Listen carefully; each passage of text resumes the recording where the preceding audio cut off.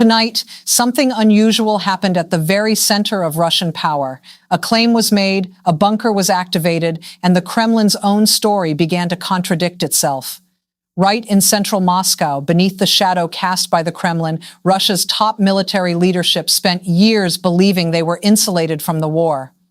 While soldiers fought and died on the front lines, senior figures in the capital moved through luxury districts with the quiet confidence that Moscow would never become a target.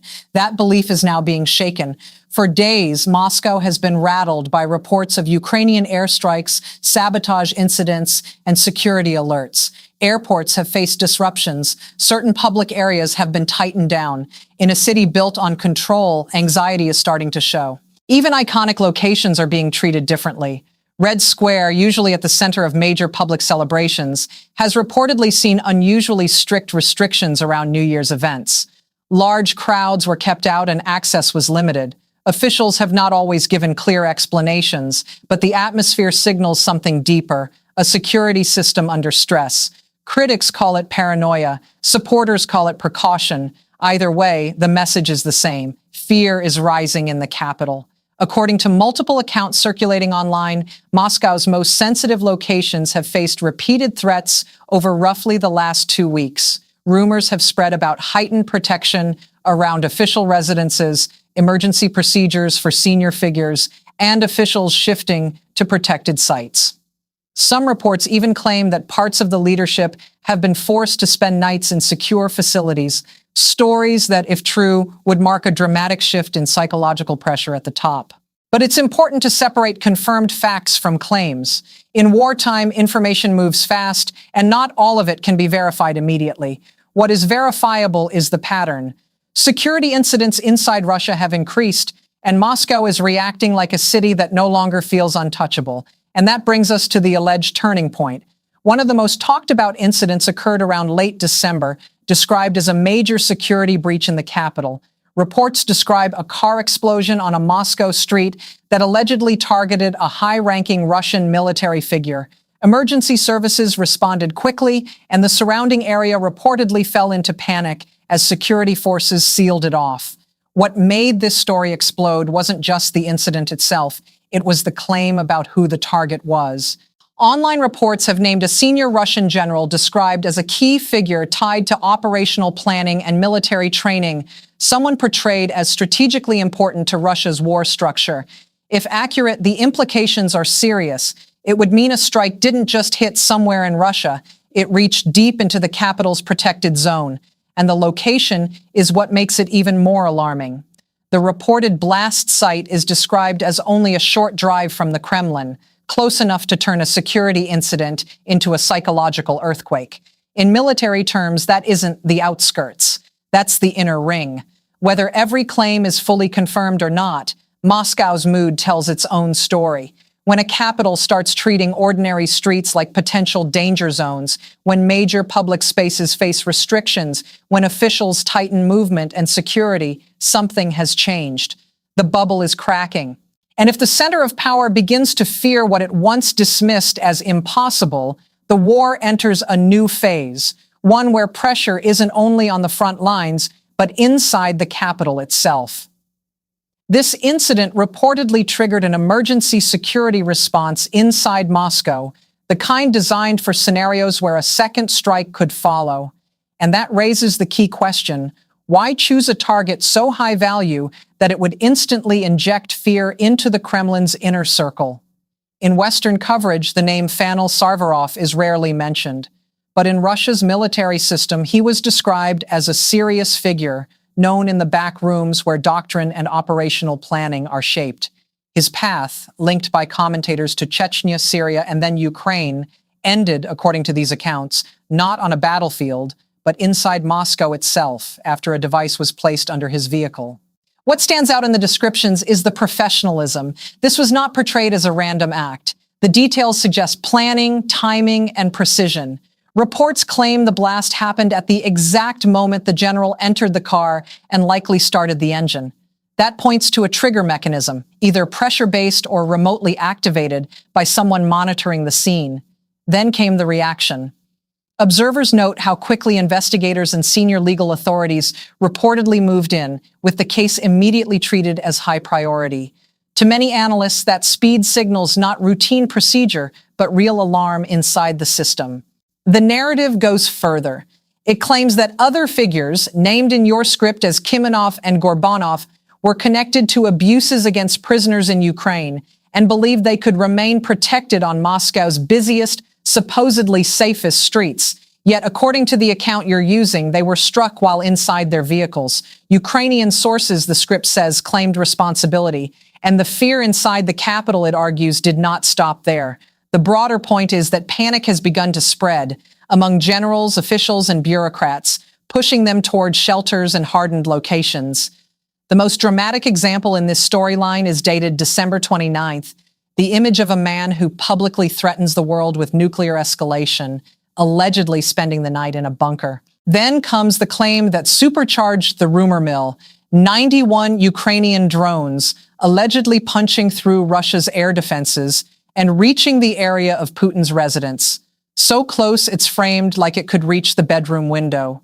And immediately after that, your script injects doubt, or that's simply the story Moscow wants people to believe. From here, you lay out two grim possibilities, both humiliating for Russia. Scenario 1, Ukraine truly reached deep into the Moscow-St. Petersburg corridor and into a protected residence, an extraordinary security failure. Scenario 2, the Kremlin inflated or staged the narrative to avoid negotiations, justify escalation, and influence Western politics, an outcome you describe as a deeper moral and strategic collapse than a battlefield defeat. Either way, in your framing, the result is the same: strategic humiliation and a leadership image built on strength, now cornered by fear. Then the story shifts to the political ripple effect. You reference remarks in which Donald Trump says Putin told him early in the morning that his home was attacked, and Trump reacted by criticizing Ukraine. But Ukraine, in your script, denies that such an attack occurred. This produces the central contradiction: one side presenting a dramatic strike narrative, the other rejecting it outright. You then highlight a further inconsistency inside Russia's own messaging. Russia's defense ministry reportedly said 89 drones were shot down nationwide that night, with only 18 seen in the relevant region. Yet Lavrov's claim, as you present it, is that 91 drones targeted only the residents. The mismatch suggests confusion, poor coordination, or competing narratives inside the system. Finally, you reconstruct what may have happened operationally. If Putin personally called and described an attack in the early hours, as the Trump quote implies, then, in your logic, he was likely at Valdai. And your closing argument is simple: a head of state does not stay casually in bed if a residence is truly under attack. Protocols exist for exactly this reason: movement, lockdown, and immediate relocation. FSO security procedures are built for seconds, not minutes. The moment a threat code is triggered, close protection agents move first, not later. They physically shield the president, lock down the area, and rush him toward an underground safe zone. And the Valdai shelters, as they're often described, are not ordinary basements. They're portrayed as hardened command sites, designed to survive extreme scenarios, even a nuclear crisis. But in this story, the real issue isn't concrete thickness. It's what it does to the mind. Because the image is brutal. While Trump is positioned as discussing peace with Zelensky in Florida and expecting progress from a phone call with Putin, Putin is allegedly being driven underground inside his own country by his own security team. If that account is accurate, then when Trump's call came through, Putin may have been meters below ground, tense, shaken, and forced to speak from a place that signals fear, not control. That's not a normal optics problem. That's humiliation. Imagine a leader presenting himself as untouchable, then making the call that could shape peace talks from a bunker, thinking, the threat is at my door. And here's the fork in the road your script highlights. If the attack was real, it signals a severe security shock. If the attack was fabricated, as Zelensky's side is framed as suggesting, then the situation becomes even darker, because it would imply desperation. A leader claiming his own residence was hit to stay in wartime posture, to play the victim, and to avoid being pushed toward negotiations. Either way, Your argument is that the Kremlin's iron mask slips, revealing fear and revealing manipulation. But you then shift to what you call the bigger damage, not physical destruction, but the impact on Western judgment, especially Donald Trump's. In your narration, Trump's response becomes the geopolitical turning point. He tells reporters, in essence, that Putin personally informed him about the alleged attack and that it was not good, especially during a sensitive period. And when you break those remarks down, your conclusion is clear. Trump is being pulled into Putin's framing. He treats Putin's claim as proof. He accepts the Russian leader as the victim. And worse, your script says he directs frustration at Ukraine, suggesting there's a difference between aggressive behavior and allegedly striking a leader's home. That framing, you argue, flips reality on its head. It elevates the sanctity of Putin's residence above the daily reality of Ukrainian civilians living under missile and drone attacks. It prioritizes a leader's comfort over the destruction of hospitals, homes, and infrastructure. And from the Kremlin's perspective, that is exactly the win they want. The appearance of two equal sides, as if this is simply a dispute between comparable actors. But as your script stresses, there is no equality on the ground. Russia targets energy systems and civilian infrastructure. Yet Trump's concern, portrayed in your text, lands like a diplomatic fiasco. Then you point to an even more jarring claim that Trump described Putin as very generous toward Ukraine's success, mentioning energy and electricity at low prices. In your narrative, that line isn't just tone deaf. It becomes surreal for Ukrainians living through nightly drone strikes and repeated blackouts. Because the generosity, as you frame it, is not generosity at all. It's pressure, it's control. It's a model of domination that turns a neighbor into a dependent state. And while Trump is depicted as living inside that illusion, your script contrasts it with a harsher message attributed to Russia's officials. The idea that military pressure continues until Ukraine becomes friendly to Russia, meaning in practice compliant. That language matters. In your framing, bombing until they become friends is not diplomacy. It's the collapse of diplomacy, pure coercion dressed up as peace.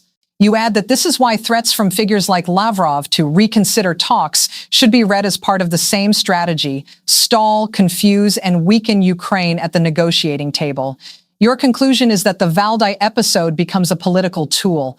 Putin, in this narrative, uses it to slow Trump down and pressure Zelensky, saying effectively, "I want peace, but look what they did to me."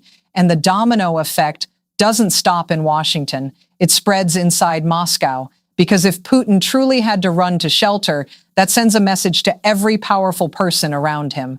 Oligarchs, generals, top bureaucrats, people who believed in the system's protection, start asking a dangerous question. If the safest stronghold can be threatened, what protects us? That kind of fear erodes the internal front. Every new incident chips away at confidence. The security umbrella looks punctured, and doubt seeps through the hole. And that's where you pull back to the big strategic question. Why would Putin take such a risky path, whether it's fleeing underground or selling a dramatic narrative, to derail momentum toward peace? Your answer is blunt, because for Putin, peace has started to look more dangerous than war. And you end on the next hook. Details allegedly leaking from Zelensky's meeting with Trump reportedly triggered alarms in the Kremlin, setting the stage for what comes next.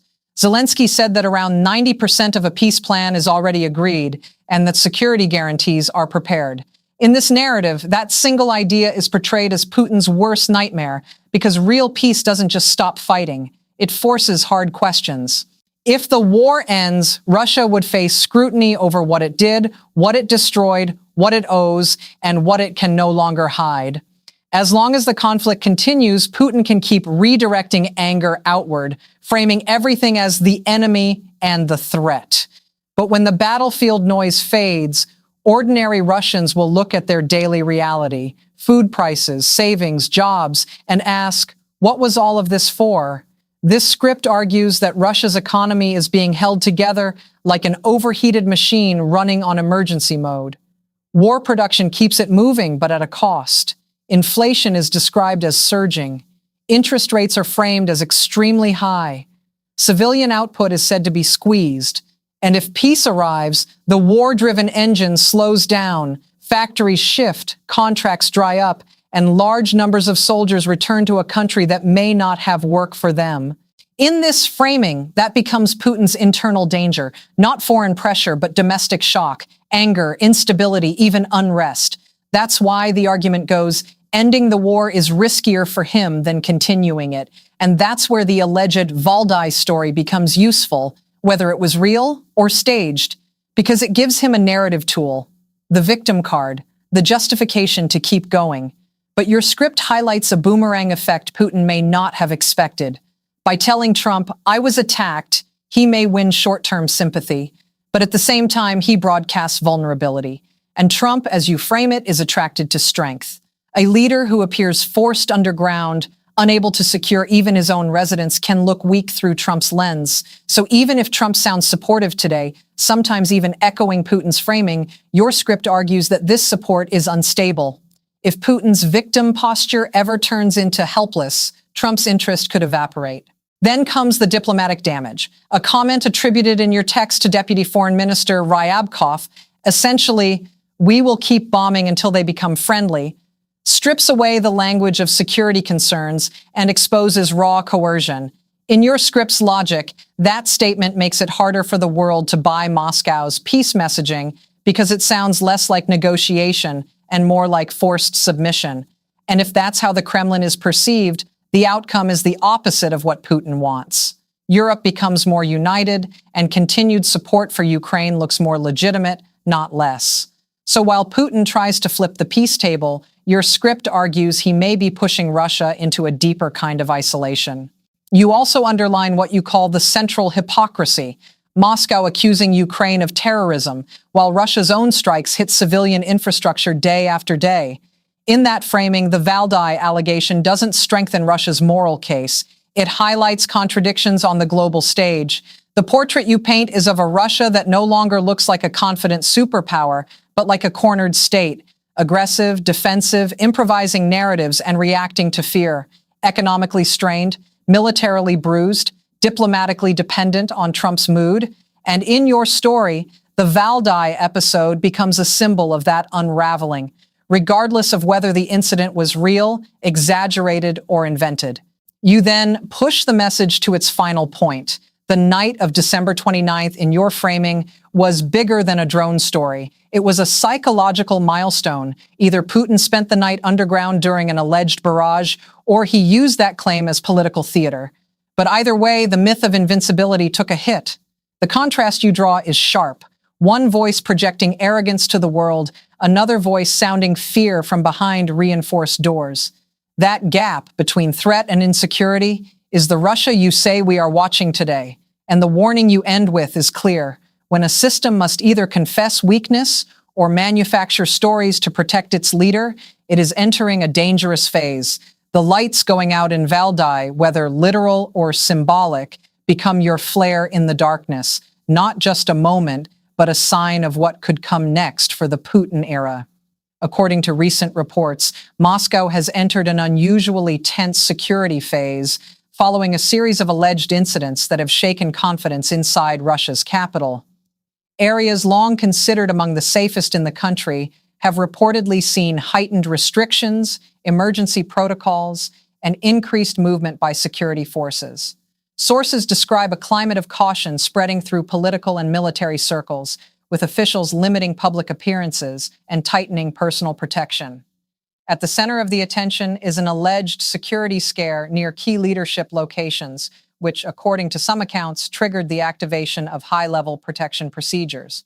Russian authorities have issued conflicting statements about the scale and nature of the threat, while Ukraine has denied responsibility for any direct strike on presidential residences. These contradictions have fueled speculation among analysts and observers. What is clear is that the Kremlin's messaging has struggled to maintain consistency. Official figures have provided varying numbers and explanations, raising questions about coordination within Russia's security and information apparatus. International reactions have been mixed, with some leaders urging caution and verification, while others warn against escalation based on unverified claims. As diplomatic discussions continue behind the scenes, the situation highlights a deeper issue: growing uncertainty inside Russia's power structure at a time when pressure is mounting both externally and domestically. For now, Moscow remains on edge, and the full implications of these developments are still unfolding. You then push the message to its final point. The night of December 29th, in your framing, was bigger than a drone story. It was a psychological milestone. Either Putin spent the night underground during an alleged barrage, or he used that claim as political theater. But either way, the myth of invincibility took a hit. The contrast you draw is sharp. One voice projecting arrogance to the world, another voice sounding fear from behind reinforced doors. That gap between threat and insecurity is the Russia you say we are watching today. And the warning you end with is clear. When a system must either confess weakness or manufacture stories to protect its leader, it is entering a dangerous phase.